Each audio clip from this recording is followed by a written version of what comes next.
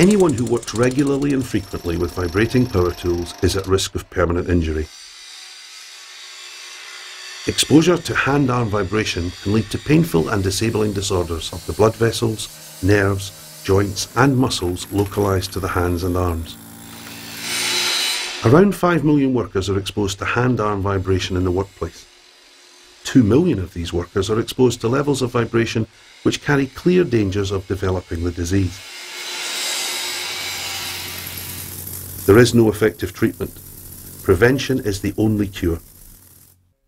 With this in mind, ReactTech have developed a simple device for monitoring your exposure to hand-arm vibration.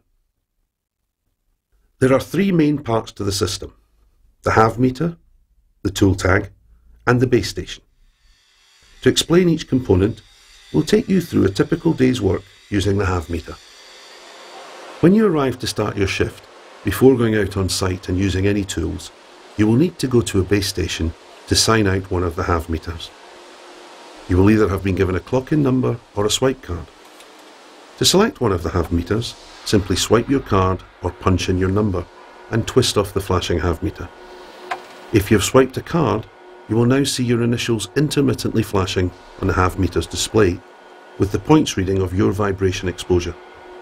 If you have used a clock-in number, you will only see your exposure points, which to begin with should read 0. This HAVmeter is now yours for the duration of your shift, so take this with you and attach it to every power tool you use. And how does this work?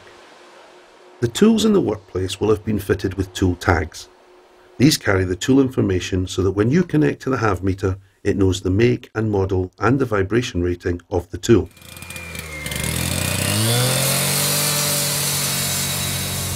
The HAVmeter is attached to the tool tag magnetically to allow for easy transfer from tool to tool.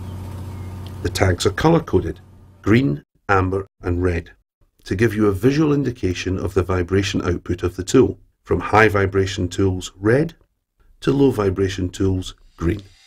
As you use the tools throughout the day, your HAVmeter will display your points exposure. The amber and red lights are defaulted to the HSE's exposure action and limit values, set to 100 and 400 points respectively. These values may have been programmed to suit your company's policy, or may be programmed to account for any sign of halves you may already be showing. Your health and safety manager or foreman will advise you on the appropriate measures to take when the amber and red lights flash. This will normally involve reducing tool usage where appropriate by sharing the workload. On reaching the limit value when the red light flashes, you should stop working with vibrating power tools for that day. At the end of your working day, you need to return the HAVmeter to the base station, where it recharges and downloads your exposure information. To do this, simply dock the HAVmeter on any of the free bays and it will sign itself in for you and begin to charge. There is no need to reswipe your card or enter in a number, simply clip the meter back in. To ensure a good connection between the HAVmeter and the tool tags, as well as between the HAVmeter and the base station, try to keep the recess free of dirt and debris. You can simply give it a wipe with a damp cloth. At the start of your next shift, there is no need to sign out the same HAVmeter. Simply swipe your card and collect whichever one flashes. The system puts you in control of your own personal exposure. With the HAVmeter, you will quickly become proficient in your management of hand-arm vibration, and you can ensure that you never put yourself at risk. Those who already suffer from early-stage halves will be able to continue working with confidence within the limits prescribed. If you have trouble signing out a HAVmeter, first check that the swipe card is correctly orientated. If it still doesn't work, try entering a PIN number. The tool tag should be placed on a convenient part of the tool where normal use will not result in the HAVmeter being knocked off. Don't use the HAVmeter as a point of grip on the tool. If the HAVmeter should ever come off the tool, make sure that there is nothing obstructing the connection between it and the tool tag and reattach it. The device is designed for rugged use, so continue using the HAVmeter. If the problem occurs consistently, try repositioning the tool tag elsewhere on the tool. The HAVmeter is a sturdy device, but it is not indestructible. A standard drop should not pose any problems, but consistent misuse may result in damage to the unit.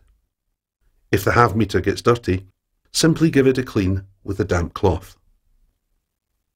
When the HAVmeter unit runs out of battery, all 3 lights will flash and the display will read BAT. Return the HAVmeter to the base station for recharging and select another. Typical charging time is 8 hours, so don't forget to return your unit to the base station at the end of your shift. Swipe it out, tool it up, dock it, done.